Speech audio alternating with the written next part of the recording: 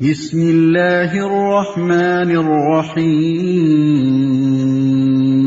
اللہ کے نام سے جو رحمان اور رحیم ہے۔ السلام علیکم ورحمۃ اللہ، نحمدہ ونصلی علی رسولہ الکریم۔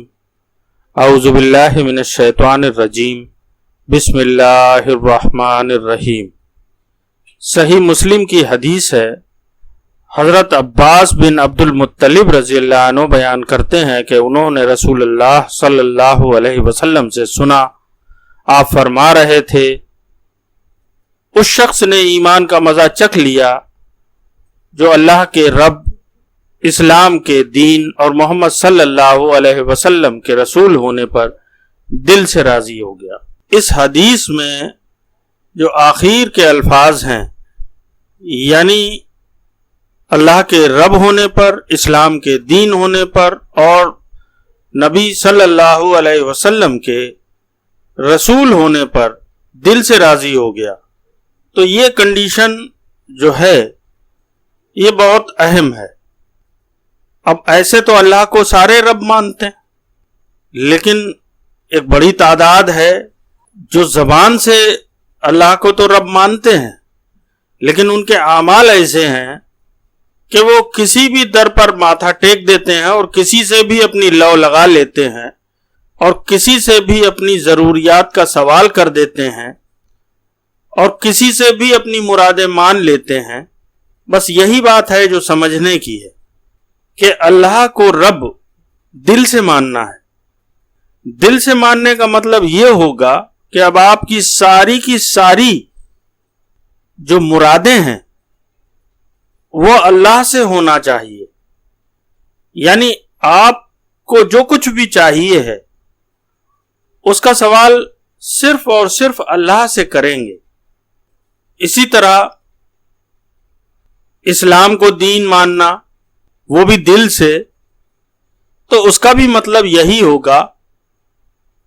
کہ ہم وہ سارے کام نہیں کر سکتے جو دوسرے مذاہب میں ہوتے ہیں، جیسے کہ ہماری یہ عادت ہے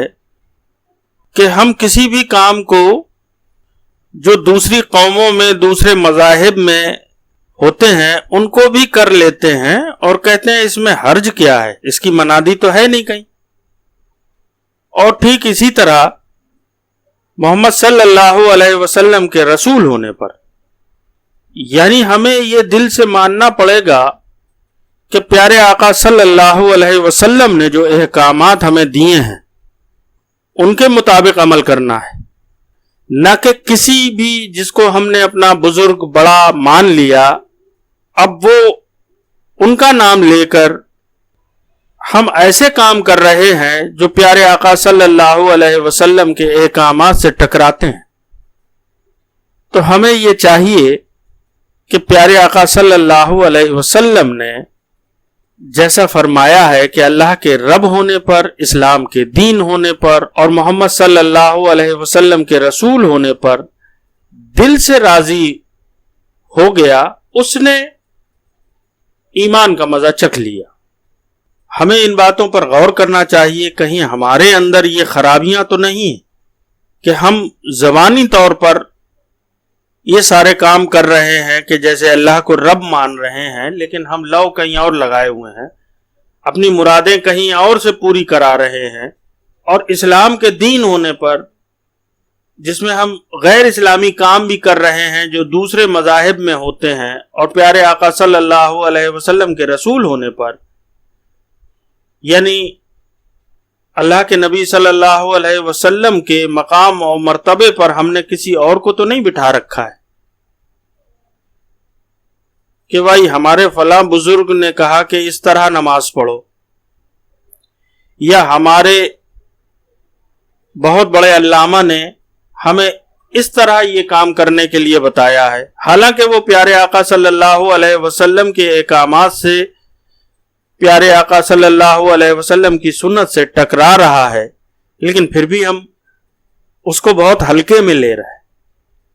تو ایسا نہ کریں۔ اللہ تعالی ہم سب کو پیارے آقا صلی اللہ علیہ وسلم کے بتائے ہوئے راستے پر چلنے کی توفیق عطا فرمائے اور دین کی صحیح سمجھ دے، جس سے یہ ساری باتیں ہمارے دل میں پیوست ہو جائیں اور ہم آئندہ کبھی بھی ایسی غلطیاں نہ کریں جن کا ازالہ نہ ہو سکے اور ہماری رسوائی اللہ کے سامنے ہو، روز قیامت ہمیں رسوائی کا سامنا کرنا پڑے۔ اللہ تعالی ہم سب کو نیک عمل کی توفیق دے اور صحیح قرآن و سنت کے مطابق عمل کرنے کی توفیق عطا فرمائے، آمین یا رب العالمین۔